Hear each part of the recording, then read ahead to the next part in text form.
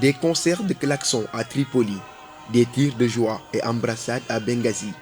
Ces scènes de liesse avaient suivi l'annonce de la mort de Muammar Kadhafi le 20 octobre 2011. Un moment historique pour la Libye après 42 ans de dictature.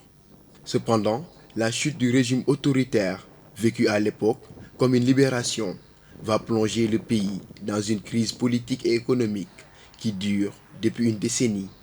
À Bani Walid, une ville située aux portes du désert, les habitants cultivent encore la nostalgie de celui qu'ils considèrent comme leur guide.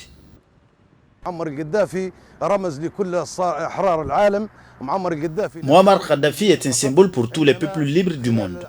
Son influence allait au-delà de la Libye. Ses admirateurs et ses partisans sont partout dans le monde.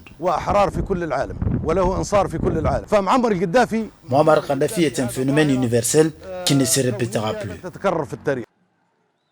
Mort à l'âge de 69 ans, Muammar Kadhafi avait gouverné la Libye d'une main de fer avant qu'il ne soit confronté à une révolte contre son pouvoir le 15 février. La contestation s'est rapidement transformée en guerre civile et l'ex-leader avait pris la fuite après la chute de son quartier général à Tripoli en août.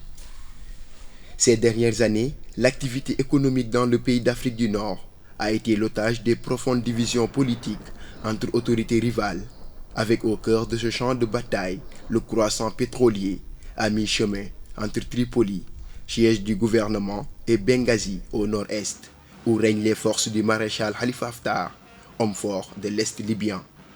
Après des années de conflits, un gouvernement unifié a été mis sur pied début 2021 pour mener la transition d'ici des élections générales en décembre.